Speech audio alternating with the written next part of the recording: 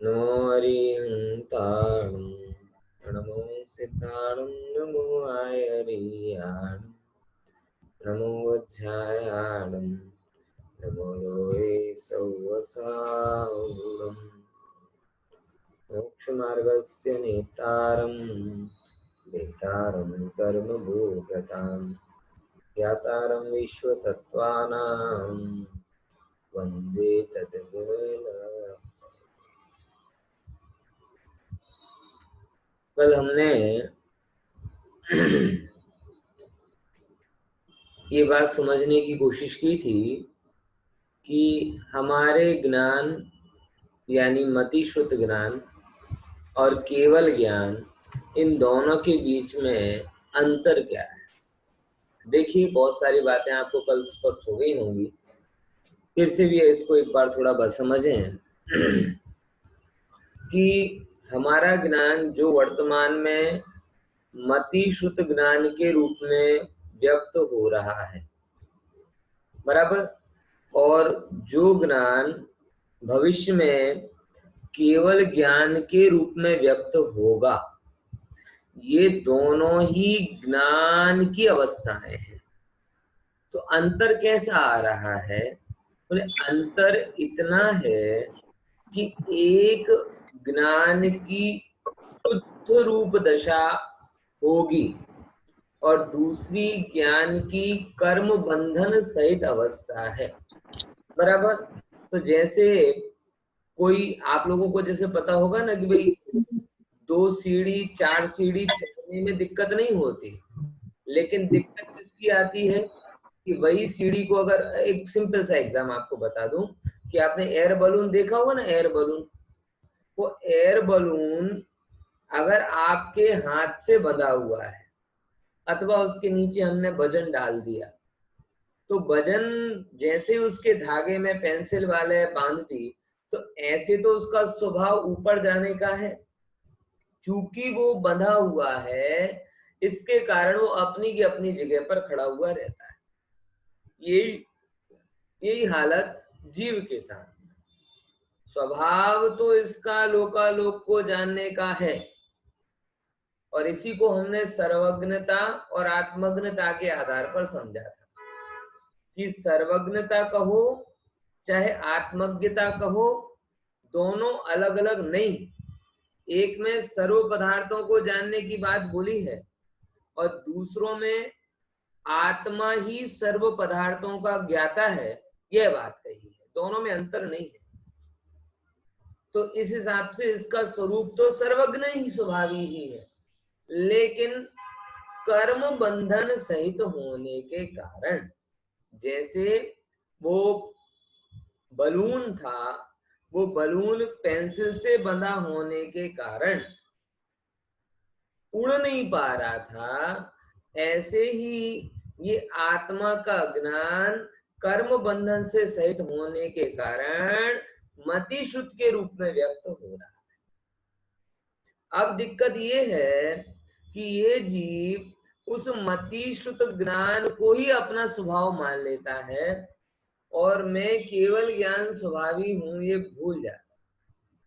इसीलिए कोशिश वो क्या करता है, कोशिश वो ये करता है, देखो जैसे एक है ना, एक तो आप बीमार हो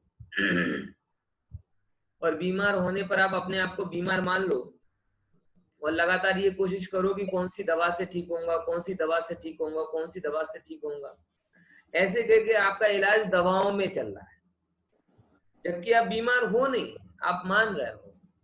और दूसरी दशा कैसी है कि कोई व्यक्ति अपने आप को आरोगी तो है ही और आरोगी मान रहा है, और आरोगी मानने पर वो ये विचार करता है कि मुझे दवा की जरूरत नहीं है, मुझे दवा की जरूरत नहीं है, मुझे दवा की जरूरत नहीं। कौन सा ट्रैक बराबर है? एक ये बोल रहा है कि मैं बीमार हो जाऊं तो मुझे दवा की जरूरत पड़ेगी, मैं बीमार हो जाऊं तो मुझे दवा की जरूरत पड़ेगी, और दूसरा ये कह रहा है कि तू बीमार हो सकता नहीं है इसलिए तुझे दवा की जरूरत नहीं। पॉइंट समझ में आ रहा कि नहीं आ रहा? सेम बात यहाँ पर है।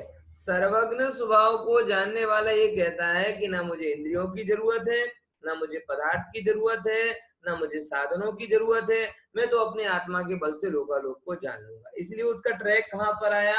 अपनी तरफ आया।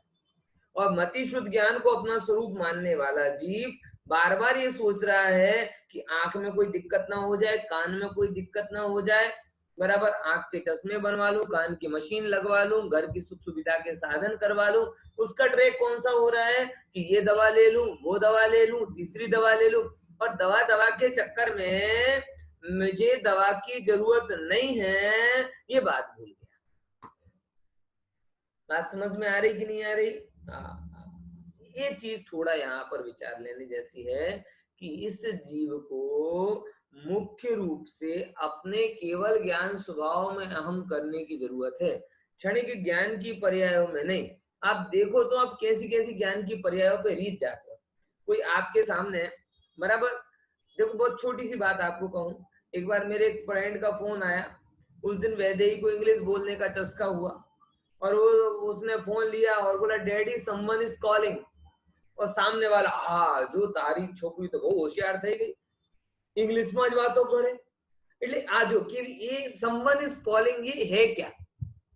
है क्या समवन इज कॉलिंग? क्या है ये? एक ज्ञान की पर्याय है कि एक इंग्लिश भाषा है और उस भाषा का ज्ञान उसे हुआ, और वो एक आध सेंटेंस उसने बोल दिया और सब मुग्ध हो, अरे वाह वाह वाह वाह। ये बिल्कुल वैसा ही होता है जैसे छोटे में हमारे माँ बाप इंग्लिश बिल्कुल भी नहीं जानते थे, तो हम काऊ का निबंध सुना देते थे, cow is a pet animal, he has 4 leg 2 horn, और इतने खुश हो जाते मेरा बेटा इंग्लिश बोल रहा है, मेरा बेटा इंग्लिश बोल रहा है। कुछ नहीं तो एप्लीकेशन बोल देते थे, I beg to say that I am ill so I can not attend the class. कुछ ज्ञान की पर्याय पे रीझ रहे, ओहो, यहाँ कह रहे तेरा ज्ञान स्वभाव भरा पूरा है। बोलो, विचार करो। मैं बहुत विचारता हूँ इस चीज पे, ये तो केवल पढ़ाई संबंधी हुई, बराबर। किसी को रसोई करना अच्छा आता है तो ये भी क्या है, रसोई क्या है? रसोई भी एक प्रकार की ज्ञान की पर्याय है ना, है? एक प्रकार की, जैसे अलग अलग होती है ज्ञान की पर्याय, ऐसे रसोई होम साइंस भी ज्ञान की पर्याय है। किसी को व्यवस्थाएं करना अच्छे से आता है, ये भी क्या है, एक प्रकार की ज्ञान की पर्याय है। किसी को गाड़ी चलाना अच्छा आता है, ये भी क्या है, एक प्रकार की ज्ञान की पर्याय है। किसी को टेक्निक अच्छी आती है, ये भी क्या है, एक प्रकार की ज्ञान की पर्याय है। किसी को बिजनेस अच्छे से आता है, ये क्या है, ये भी एक प्रकार की ज्ञान की पर्याय है। ये सब चीजें हैं क्या अल्टीमेटली? बोले सारी की सारी चीजें इस क्षयोपशमिक मतिश्रुत ज्ञान की पर्याय है, मेरा स्वभाव नहीं है, ये बात सिद्ध करनी। इसीलिए बार बार अपने गुरुदेव के से हमें एक सूत्र मिला है, तू किरण नहीं तू सूरज है। आपने एक पढ़ा होगा, सुना भी होगा शायद, क्या कहते हैं, एक उदाहरणों की किताब है, उसका नाम मुझे बड़ा प्रिय लगता है, और उसका नाम क्या है, तू किरण नहीं तू सूरज है। कौन किरण और कौन सूरज? किरण कहलाती है उस सूर्य से निकलने वाली रेस, यानी ज्ञान की पर्याय। तुम ज्ञान की पर्यायों पे रीझो मत, तुम सूरज हो, तुम केवल ज्ञान स्वभावी हो। केवल ज्ञान स्वभावी हो मतलब तुम्हारे सूर्य का कभी अस्त नहीं होता। इस सूर्य, अच्छा बताओ, सूर्य का कभी अस्त होता है क्या? नहीं होता साहब। जो सूर्य आज तुम्हें अस्त दिखाई दे रहा है वो कहीं दूसरी जगह प्रकाश कर रहा है, इसलिए सूर्य का कभी अस्त नहीं होता। ऐसे तुम्हारे चैतन्य सूर्य का भी अस्त नहीं होता। लेकिन हम इन ज्ञान की पर्यायों में ऐसे रीझे हैं कि त्रिकाल मेरा स्वरूप ज्ञाता है, ज्ञायक है, जानने वाला है, ये हमें कभी और एक ज्ञान की पर्याय, समय सार पढ़ लिया साहब, बहुत आनंदित हो गए, ये भी ज्ञान की पर्याय है। याद कर लिया, अति आनंदित हो गए। सुनना आ गया, सुनाना आ गया, और आनंदित हो गए। ये सब किसमें रीझ रहे हो आप? क्षयोपशमिक ज्ञान में रीझ रहे हो। ये हमारा स्वभाव नहीं था। ख्याल में आया? समझे कि नहीं समझे? ये हमारा स्वभाव नहीं है। इसीलिए ज्ञानियों ने हमें बहुत शिक्षा दी है। गुरुदेव जैसे ज्ञानियों ने तो टकोरे मार मार के बात हमें सिखाई है कि भाई तू क्षणवर्ती ज्ञानी पर्याय मात्र नथी, तू ज्ञायक्ष है, तू ज्ञायक्ष है, तू ज्ञायक्ष है। बराबर।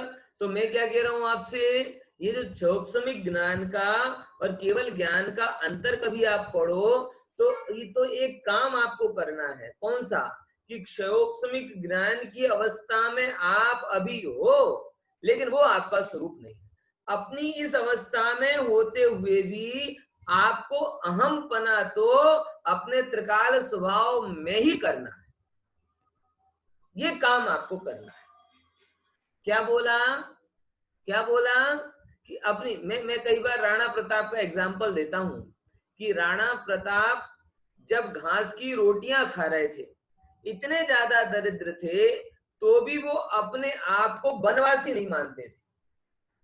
पर्याय भले ही कौन सी हो रही हो, पर्याय कैसी हो रही थी, सुना होगा ना राणा प्रताप ने, कि कैसी हालत आई थी उनकी, उदयपुर के राणा प्रताप, कैसी हालत हो गई थी कि कर्म के उदय के कारण राजपाट छूट गया, वन वन भटकने लगे, गेहूं का दाना तक नहीं मिल रहा, तो घास की रोटी बना बना के खाते। ऐसा कविताओं में आता है, इतिहास में आता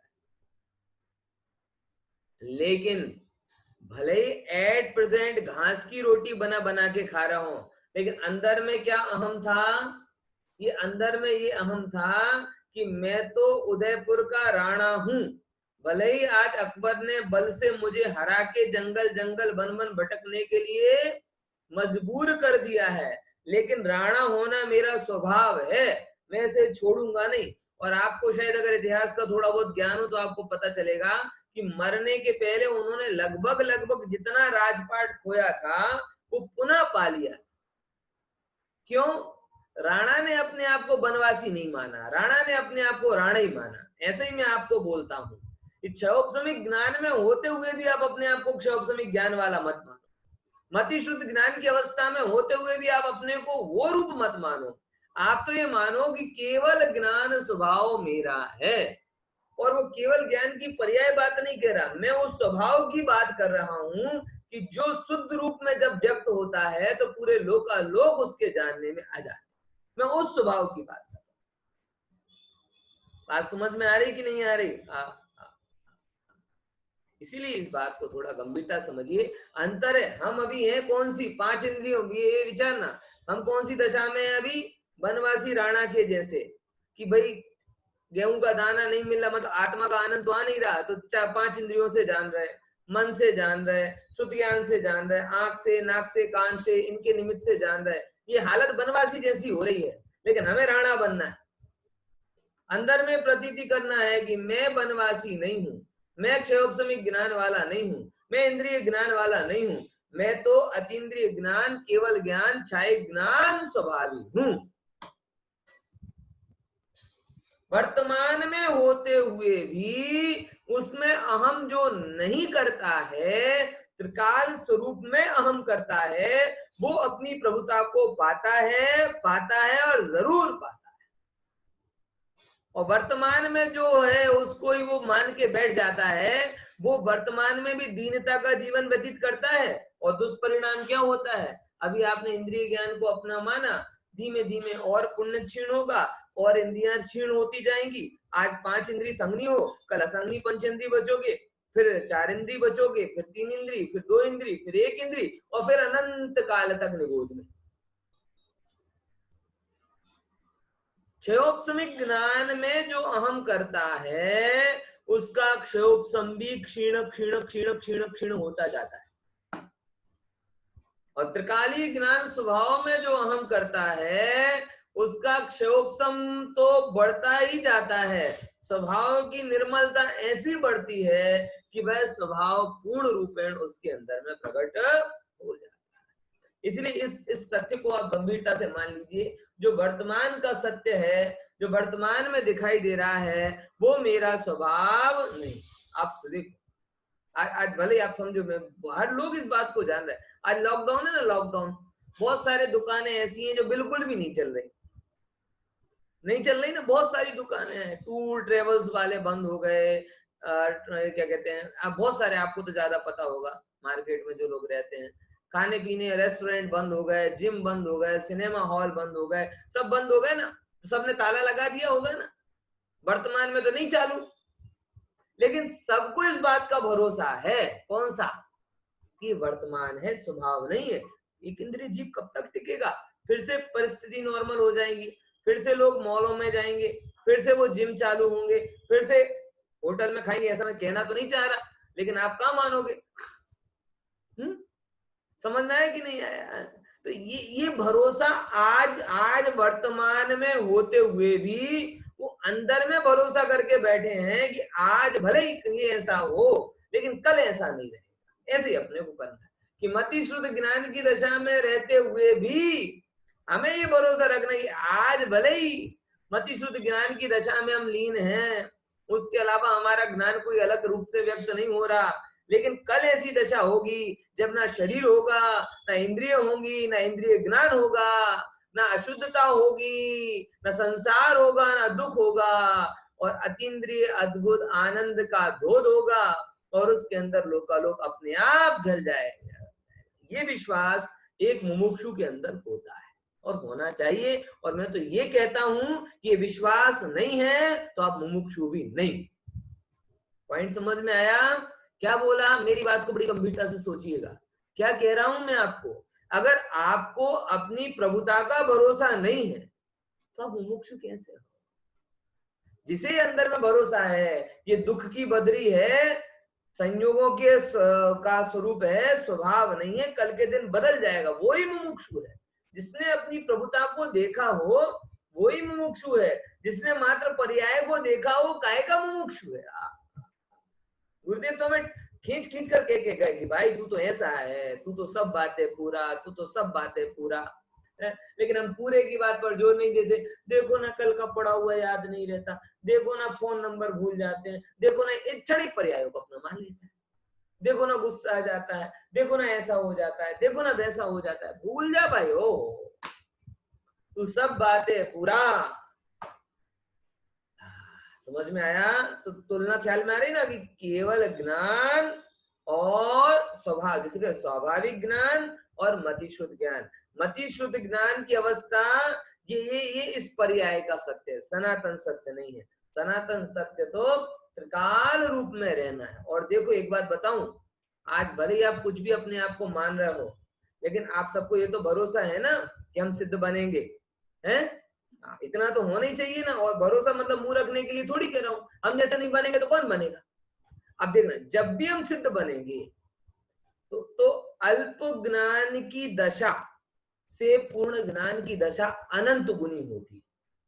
क्या बोला? अगर हमने अल्प ज्ञान की दशा में काल व्यतीत किया और हम सिद्ध बनेंगे तो हम पूर्ण ज्ञान की दशा में उससे अधिक काल व्यतीत करेंगे डेफिनेटली। कैसे? न्याय है। शास्त्र कहते हैं कि भूतकाल के समय से भविष्य काल के समय कितने हैं? अनंत गुना अधिक है। तो भले ही आज नहीं, 1000 साल बाद, 5000 साल बाद, करोड़ वर्ष बाद, 10 करोड़ वर्ष बाद, सागरों बाद भी अगर हम सिद्ध बने तो सिद्ध बनने के बाद से जो आगे का काल रहेगा, अनंत काल सिद्ध रहने का, वो पूर्व के काल से अनंत गुना अधिक रहेगा। खबर पड़ी? ये तुलना ख्याल में आ रही कि नहीं आ रही? कि आज तक आपने अल्प ज्ञान की दशा में जितना समय व्यतीत किया, और अल्प ज्ञान मतलब ये पंचेंद्रिय का अल्प ज्ञान नहीं कह रहे, एक इंद्रिय का भी अल्प ज्ञान, एक इंद्रिय का भी अल्प ज्ञान, और उतना जो समय आपने व्यतीत किया उससे भी अनंत गुना समय भविष्य का है। और उस भविष्य में हम सिद्ध बनेंगे, ये नक्की। और नक्की है तो उसके बाद अनंत काल, कितना अनंत काल? अनंत काल हम कौन सी दशा में बिताएंगे? पूर्ण ज्ञान की दशा में। तो वही मैं आपको कह रहा हूं कि अपूर्ण ज्ञान की दशा में जितना समय आपने बिताया है उससे कई गुना अधिक समय कौन सा है? पूर्ण ज्ञान की दशा में आप बिताओगे। ऐसा मां जिनवाणी आपको भरोसा दिलाती। खबर पड़ी कि नहीं पड़ी अंतर? इसीलिए कह रहा हूं किसमें अहमपना करो? केवल ज्ञान स्वभाव में। मति श्रुत ज्ञान है वो इस पर्याय का है, और केवल ज्ञान क्या है? स्वभाव है। और हम अनंत काल जिसमें रहेंगे हम तो अहमपना उसमें करेंगे ना। विचार करके देखो, जिस मकान में आप आज रह रहे हो एक दिन के लिए, और जिस मकान को आपने खरीद लिया है और उसमें 10-20 साल रहोगे, बोलो किसके लिए मेहनत करते हो? मैंने तो यहां तक देखा है, अनुभवजन्य बात भी है कि जिस मकान को छोड़ने का मन हो जाता है ना, उस मकान में कील तक नहीं ठुकवाते, और जिस मकान में रहने का निर्णय कर लेते हैं वो चुन चुन कर सब चीजें लेकर आते हैं। क्यों? जहां रह रहे हो उसका भान नहीं है, जहां रहने वाले हो उसकी महिमा है। ऐसे मतिश्रुत ज्ञान तो पुराना जर्जरित मकान है, वो तो छोड़ने वाले हैं, हम ज्यादा टाइम नहीं रुकेंगे। और सिद्धों का जो है अनंत ज्ञान वाला मकान, वो मेरा घर है, वहां मैं रहूंगा। इसलिए किसमें अहम करना है? सिद्धत्व में। केवल ज्ञान की बात सुन के उसमें अहमपना नहीं आए तो केवल ज्ञान की चर्चा अधूरी। केवल ज्ञान को सुनकर, देखो मैं बहुत गहरी बात कह रहा हूं, केवल ज्ञान को सुनकर केवल ज्ञान की महिमा आ जाए, ओहो कैसा ज्ञान, कैसा ज्ञान, कैसा ज्ञान, ज्ञान की महिमा आ रही है, लेकिन वो केवल ज्ञान मेरा है, इसकी महिमा नहीं आ रही, तो क्या काम? आप देखो, एक कोई बहुत बड़ा प्रोग्राम हो रहा हो ना, उसमें एक बच्चा परफॉर्म कर रहा हो, बच्चा परफॉर्म कर रहा है, कोई भी कला बता रहा हो, गाने की कला, डांस की कला भी तो बहुत सारे होते हैं, इंडियन आइडल, सारेगामापा, भाषण की कला हो, कंठ पाठ कर रहा हो, सब लोग देखते हैं और वहां बैठी हुई माँ भी देखती है। दोनों के आनंद में अंतर क्यों होता है? सब लोग केवल कला देख रहे हैं, क्या गाता है, क्या नाचता है, क्या याद किया है, कितना टैलेंटेड है, और माँ एक प्लस करके देख रहे, क्या कला है और क्या कलाकार। मेरा बेटा, मेरा पुत्र, क्या आ रहा है उसको? कला में अहम नहीं हो रहा, कलाकार में अहम हो रहा है, और इसीलिए बाकी सब ताली बजा रहे हैं और माँ की आंखों से आंसू निकल रहे हैं। क्यों हुआ साहब? ये आंसू नहीं है, ये अहम पने का प्रतीक है। यही अंतर है कि कला कभी आपको अंदर से झंझोड़ती नहीं है, बस प्रफुल्लित करती है, और अहमपना वो अंदर से एकदम सराबोर कर देता है, और वो सराबोर करता है आंखों से निकल जाता है। आप देखो कभी मैं प्रोग्राम देखता हूँ ना, तो आइडल वाला माँ को बुलाते कैसा लग रहा है, तो अधिकतर माँ कुछ कह नहीं पाती, ऐसे करेगी ऐसे करके फिर रो के चली जाती है। क्यों?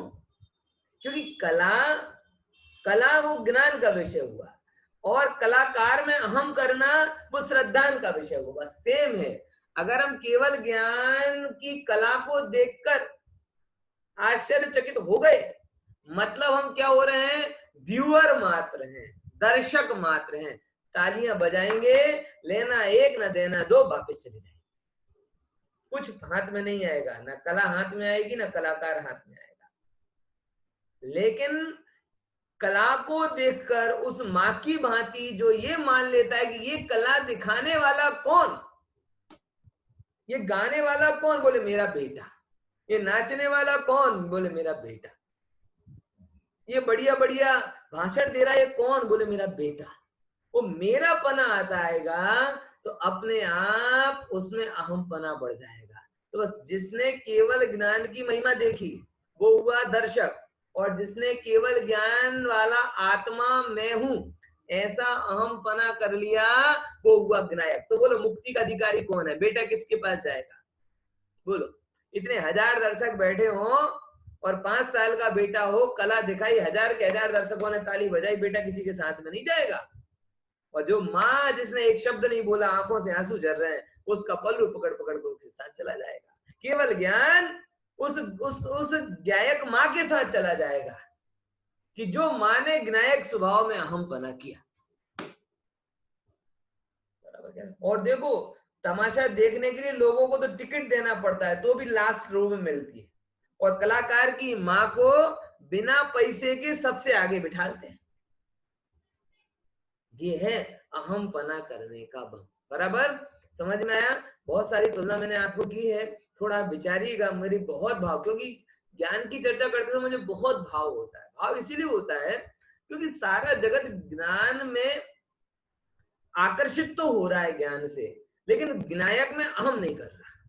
पूरे जगत की पीड़ा ये क्या कि ज्ञान से आकर्षित तो होता है लेकिन ज्ञायक में अहम नहीं करता। भगवान कहते हैं प्रभु आकर्षित होने वाले कुछ नहीं पाएंगे और अहम करने वाले मुझे पा जाएंगे। इसीलिए तुलना भले ही कर रहे हैं अपन उसमें, लेकिन तुलना के बीच में भी आपको यही विचार करना है कौन सा, कि ये जो भी मेरा बताया हुआ है ना, ये 6 उपसमिक ज्ञान, ये सब बताए थे ना मैंने, ये 6 पॉइंट बताए थे ना, कि एक मति शुद्ध ज्ञान है, प्रकट ज्ञान है, केवल ज्ञान, स्वभाव ज्ञान है, मति शुद्ध ज्ञान, ये क्यों मेरा नहीं है, पराधी। अब इसमें ऐसा जोड़ते जाओ इसको, कि हमारा वर्तमान प्रकट ज्ञान है, क्षणवर्ती पर्याय होने के कारण ये मेरा नहीं है। देखो समझ रहे मैं क्या ऐड करके बोल रहा हूं, अंतर में भी प्लस करके बोल रहा हूं, कि हमारा वर्तमान प्रकट ज्ञान है, क्षणवर्ती पर्याय होने के कारण ये मेरा नहीं है। देखो अब केवल ज्ञान में क्या बोले, हमारा स्वभाव है इसीलिए मेरा है। ख्याल में रहा, मैं श्रद्धा की भाषा में बोल रहा हूं, अब ज्ञान की भाषा में नहीं बोल रहा, श्रद्धा माँ की भाषा में बोल रहा हूं। किसकी भाषा में, दर्शक की भाषा में नहीं बोल रहा, माँ की भाषा में। दर्शक की भाषा में तो कल बताया था, आज माँ की भाषा में बोल रहा हूं। देखो मति श्रुत ज्ञान पराधीन होने के कारण मेरा नहीं है, और केवल ज्ञान स्वाधीन होने के कारण मेरा है। बराबर। मति श्रुत ज्ञान क्रमिक इंद्रियों द्वारा पदार्थ को क्रम से जानता है, क्रम से जानता है, इसीलिए मेरा नहीं। और केवल ज्ञान युगपद जानता है, मेरा स्वभाव है, इसीलिए क्या है, ये मेरा है। समझ में आया। मति श्रुत ज्ञान क्षणिक और क्षयोपशमिक होने से ये मेरे नहीं है, और केवल ज्ञान शाश्वत होने से मेरा है।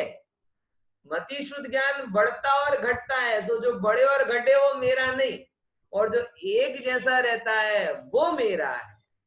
बराबर। केवल ज्ञान मेरा है, इंद्रिय होने के कारण मेरा नहीं, और अतीन्द्रिय स्वभाव से उत्पन्न होने के कारण मेरा है। समझ में आया। माँ की भाषा में क्या हो गया, मेरा तेरा। अहम, मेरा तेरा भी नहीं होता, एक्चुअल में अहम पना करना होता है। क्या करना होता है, अहम पना, की ये ज्ञायक स्वभाव पर जिसने अहम कर लिया उसको केवल ज्ञान हो जाता है, जिसने ज्ञायक स्वभाव में अहम नहीं किया उसको केवल ज्ञान नहीं होता। बराबर। समझ में आया ना। तो मति शुद्ध ज्ञान, उसमें हमको अहम नहीं करना, केवल ज्ञान स्वभाव में अहम करना। देखो लेकिन अहम भले ही नहीं करो, लेकिन समझ जरूर लो, क्योंकि समझोगे नहीं तो क्या से मेल पड़ेगा। इसीलिए अपन अगले सूत्र पर चलते हैं, जहां पर मति और शुद्ध ज्ञान के और पर्यायवाची बताए, खासकर मति ज्ञान के बहुत सारे पर्यायवाची बताए। देखो मेरे साथ सूत्र बोलेंगे, मति स्मृति संज्ञा चिंता विनिबोध इत्यनर्थांतरम। बोलिए एक बार, मति स्मृति संज्ञा चिंता विनिबोध इत्यनर्थांतरम। ठीक है ना। मति ज्ञान के कौन कौन से पर्यायवाची हैं, बोले मति ज्ञान, स्मृति ज्ञान, संज्ञा ज्ञान, चिंता ज्ञान और अविनिबोध। ये सब किसके पर्यायवाची हैं, मति ज्ञान के पर्यायवाची। देखो अभी ये सब आपको थोड़े अजीब अजीब से नाम लग रहे होंगे, इसीलिए इनकी परिभाषा एक बार अपन देख लेते हैं, जिससे आपको ये पहले लिखा हुआ पूरा ख्याल में आ जाएगा। फिर उसके बाद में मैं आपको कॉन्टेक्स्ट बताऊंगा कि ये यहाँ पर चर्चा क्यों की। देखो पहले मति ज्ञान की क्या बात है। देखो मति ज्ञान, इंद्रिय और मन की सहायता से प्रकट होने वाला ज्ञान कौन सा ज्ञान कहलाता है, मति ज्ञान। क्लियर। मति ज्ञान की सरल परिभाषा क्या है, मति। और मति ज्ञान को क्या कहा गया, जो अपने पहले पढ़ गया है, कि जो ज्ञान इंद्रिय और मन की हेल्प से होता है वो ज्ञान कहलाता है मति ज्ञान। दूसरा ज्ञान कौन सा है, स्मृति। स्मृति, स्मृति ज्ञान कैसा होता है, स्मृति रूप। किस रूप, मेमोरी रूप, याददाश्त रूप। ये मतलब आपने देखो, ये जरूरी है कि नहीं है साहब, कल जो आपने पढ़ा आज के विषय को समझने के लिए कल के विषय को जानना जरूरी है कि नहीं। तो वो कल का विषय जानना कब होगा, देखो कल अगर आपने चक्षु इंद्री के माध्यम से प्रेजेंटेशन देखा होगा, कर्ण इंद्री के माध्यम से प्रेजेंटेशन सुना होगा, और मन के द्वारा उस प्रेजेंटेशन में कंसंट्रेशन किया होगा, जब ये तीन चीजें आपने कल की होंगी तो वो आज स्मृति में आएंगी। विचार करके देखना। ये कहकर मैं आप सब लोगों से कहना चाहता हूं कि कल का पढ़ा हुआ याद किनको होगा, किनको होगा, कल का पढ़ा हुआ याद उनको होगा जिन्होंने तीन प्रोसेस की होंगी पूरी पूरी। कौन सी, कल का देखा होगा चक्षु इंद्री के माध्यम से, कर्ण इंद्री के माध्यम से ध्यान से सुना होगा, और तीसरे नंबर की बात मन के द्वारा उस पर फोकस किया होगा। देखो, मैं आप लोगों से कहता हूं कि भले ही मैं आपको देखूं या ना देखूं, लेकिन आप लोग मुझे जरूर देखें। किसके लिए? क्योंकि उसके बिना आपका उपयोग नहीं लगता।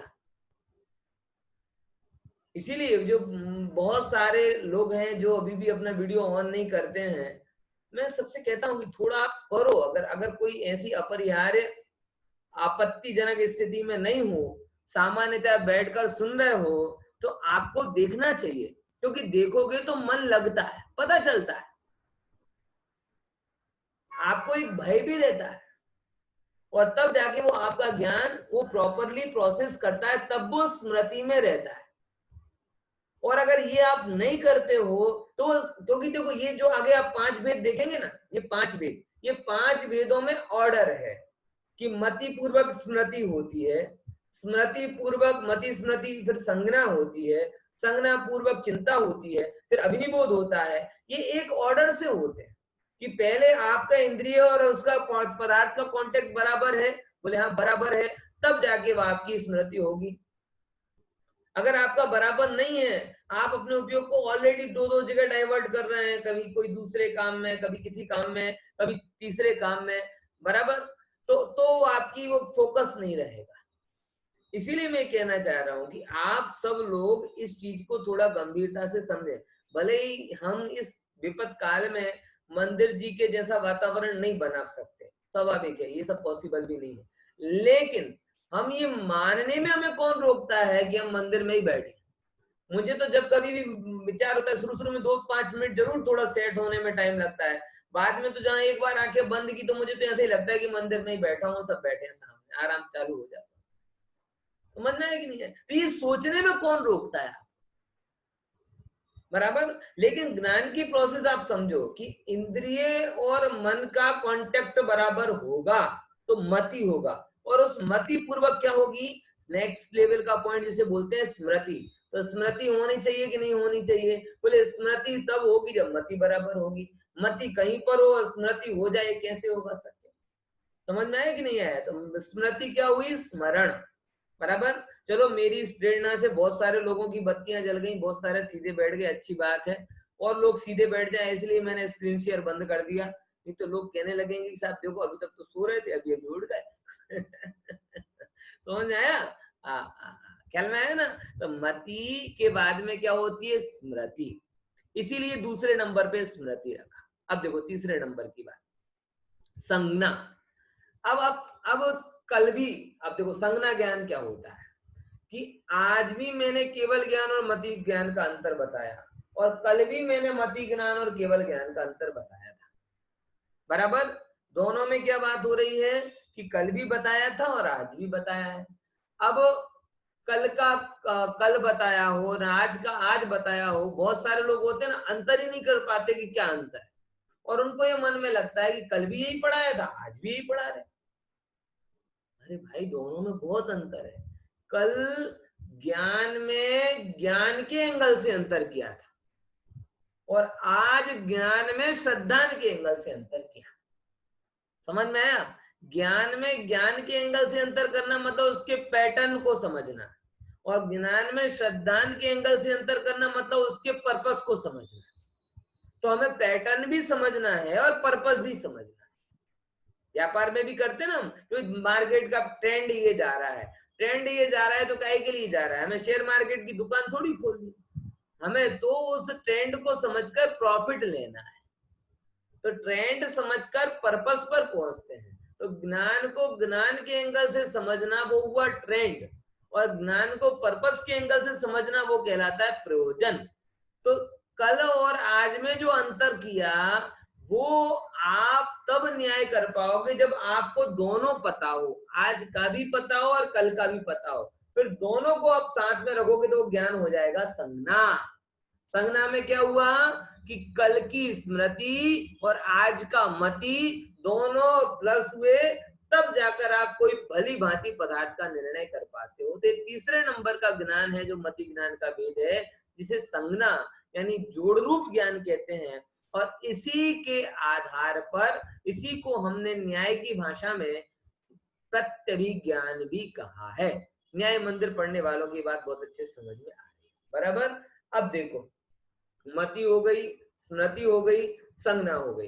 अब कल का और आज का जोड़ भी लिया, फिर कल और आज को जोड़ करके हम एक ठोस निष्कर्ष निकालते हैं, जिसे यहाँ चिंता कहा है। चिंता मतलब देखो, शास्त्रों में चिंता का मतलब टेंशन नहीं होता, बराबर। चिंता का मतलब गहरा विचार होता है। इसीलिए जब हम ये कहते हैं चिंता मत करो, तब हम ये भी कहते हैं कि शास्त्र की चिंता करो, क्योंकि शास्त्र में चिंता मतलब नेगेटिव नहीं है, शास्त्र में चिंता मतलब चिंतन है। चिंतित मत बनो, चिंतनशील बनो। तो जब आपके सामने दोनों ज्ञान रूप ज्ञान आ जाते हैं, जोड़ रूप ज्ञान हो जाते हैं, तब आप एक मन में एक नक्की करते हो, एक व्याप्ति बनाते हो, एक प्रिंसिपल सेट करते हो। कौन सा प्रिंसिपल? भी आत्मा के हित के लिए दोनों चीजें जरूरी हैं। कौन सा? ज्ञान का स्वरूप समझना भी जरूरी है और ज्ञान का प्रयोजन समझना भी जरूरी है। ये आपने क्या किया? तर्क के माध्यम से एक व्याप्ति बना ली।